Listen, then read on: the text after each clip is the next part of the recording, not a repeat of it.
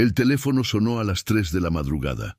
No fue un error, no fue la primera vez. Cuando descolgó, nadie respondió, solo respiración, muy cerca, y luego silencio. Aquella noche entendió algo. Quien llamaba no estaba marcando al azar.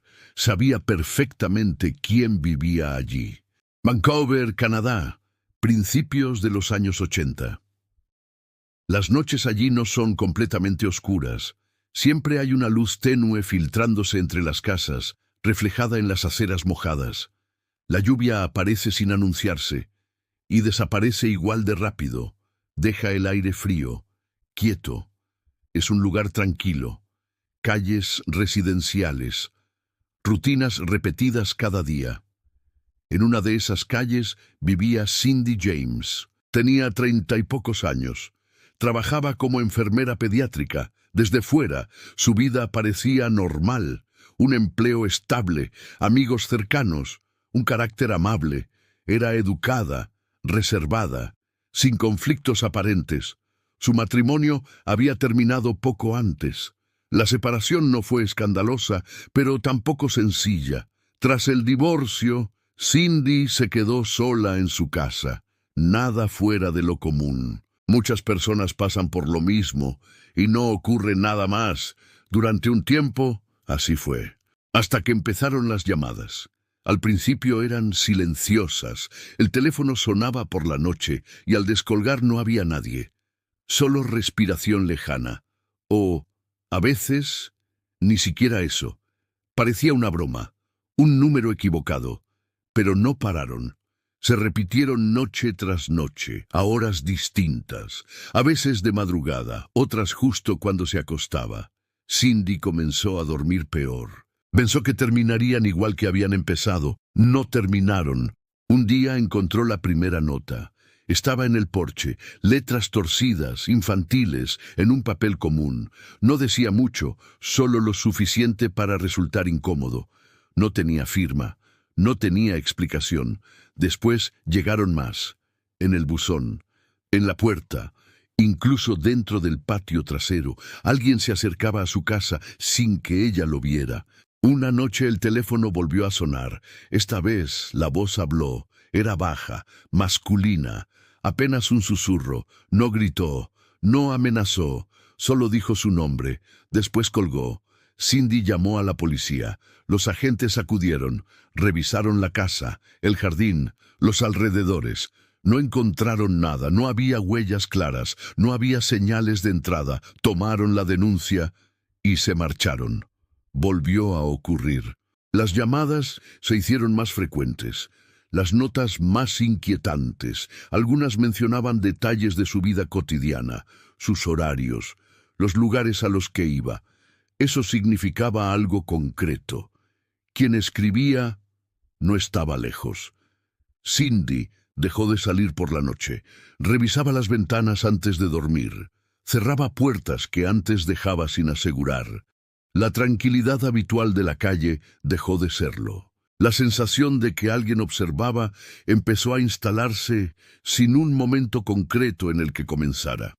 Una noche, al regresar a casa, encontró la puerta entreabierta. No recordaba haberla dejado así. Entró con cuidado. Dentro no parecía faltar nada. No había desorden evidente, pero algo estaba fuera de lugar. Una almohada cortada, ropa movida. No era robo, era presencia. Alguien había estado allí. La policía regresó. Otra inspección. Otra búsqueda sin resultados. No había forzado la cerradura. No había testigos. No había sospechosos. Solo una casa donde alguien entraba sin ser visto. Las semanas siguientes hicieron que el miedo dejara de ser una sospecha. Se convirtió en rutina. Cindy intentó continuar su vida. Seguía trabajando en el hospital infantil. Sonreía. Hablaba con normalidad. Durante el día parecía que todo estaba bajo control. El problema empezaba al volver a casa. Una noche no acudió a trabajar. Un compañero preocupado fue a buscarla. La encontró dentro, en el suelo, aturdida, con medias de nylon apretadas alrededor del cuello, como si alguien hubiera intentado estrangularla. La policía llegó minutos después. La escena era distinta. Ya no eran llamadas, ya no eran papeles. Había una agresión física. Cindy explicó que alguien había entrado por la parte trasera, que la atacó por sorpresa, que apenas pudo ver nada. Buscaron en el jardín. No había huellas claras. No había señales de forzado. Ningún vecino había visto a nadie, pero la agresión era real. La policía decidió entonces algo poco habitual. Instalaron vigilancia constante. Durante varias noches, agentes permanecieron en coches sin distintivos cerca de la casa. Observaban la entrada, las ventanas, el jardín trasero. Esperaban que el acosador regresara, pero no ocurrió nada. Las llamadas cesaron mientras estaban allí. Ninguna nota apareció. La casa permaneció quieta, como si nunca hubiera pasado nada, y sin embargo, en cuanto la vigilancia terminaba, todo regresaba. Una madrugada, horas después de retirarse los agentes, el teléfono volvió a sonar. La voz volvió a decir su nombre. Otra noche apareció un mensaje escrito en la pared exterior. Nadie vio llegar a nadie. Nadie vio marcharse a nadie. Cindy empezó a sentirse atrapada. Dormía poco. Evitaba permanecer sola. A veces conducía sin destino antes de regresar, retrasando el momento de entrar en casa. El lugar donde debía sentirse segura se había convertido en el centro del miedo. Entonces ocurrió otro ataque. La encontraron en el patio trasero, inconsciente, heridas en manos y brazos. De nuevo algo apretando su cuello. No había nadie más allí. No había señales claras de lucha. No había vía evidente de entrada o escape. El agresor, de haber existido, habría tenido que permanecer el tiempo suficiente para ser visto. Nadie vio nada. La policía empezó a dividirse. Algunos creían en un acosador extremadamente cuidadoso. Otros comenzaron a plantear algo distinto. Que la historia no fuera exactamente como se contaba. No lo dijeron públicamente, pero en privado empezaron a considerarlo. Las marcas eran reales. Las lesiones existían. Lo difícil era explicar cómo podían suceder sin presencia de nadie. La policía decidió cambiar la forma de investigar. Si el agresor no aparecía, había que registrar algo tangible. Colocaron un dispositivo de grabación en el teléfono. Esperaron. La llamada llegó. De madrugada. Cindy descolgó. La voz habló unos segundos y colgó. Cuando los investigadores revisaron la grabación, encontraron algo extraño. La voz apenas se entendía, muy baja, demasiado cercana. No tenía la distorsión típica de una línea exterior. Algunos agentes interpretaron que podía provenir de la misma habitación. No era una prueba definitiva, pero aumentó las dudas. El acoso dejó de limitarse a la vivienda. Una noche, al salir del trabajo, Cindy caminó hacia su coche en el aparcamiento del hospital. El lugar estaba casi vacío. No llegó a abrir la puerta. Horas después la encontraron en el suelo, inconsciente, heridas visibles, y otra vez, marcas en el cuello.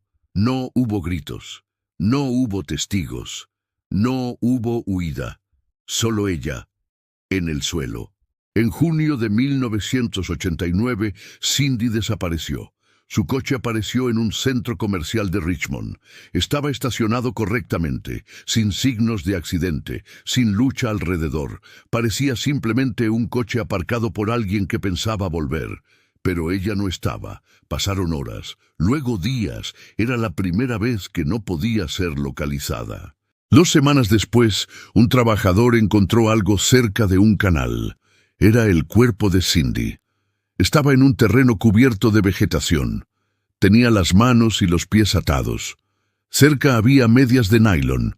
El informe forense reveló una gran cantidad de sedantes en su organismo, demasiados para ignorarlo. Y entonces surgió la pregunta, si alguien la había matado, ¿por qué usar medicamentos? Y si fue suicidio, ¿cómo pudo atarse de esa manera? La investigación volvió a empezar y volvió a quedarse sin respuesta. Algunos concluyeron que había sido perseguida durante años. Otros creyeron que gran parte de los episodios habían sido provocados por ella misma. Ninguna teoría logró imponerse. El caso se cerró sin culpables y la historia quedó suspendida entre dos posibilidades: una víctima perseguida durante años o una vida dominada por un miedo que nadie más pudo ver. Nunca hubo una respuesta definitiva, y quizá por eso sigue inquietando, porque hay casos que terminan cuando aparece un culpable, y hay otros que permanecen abiertos. Si has llegado hasta aquí, gracias por acompañarme esta noche. Si te gustan este tipo de historias, puedes apoyar el canal con un me gusta y suscribirte para no perderte el próximo caso. Soy Sombra Negra Oscura. Nos volveremos a encontrar muy pronto. Hasta entonces, descansa y como siempre, adiós.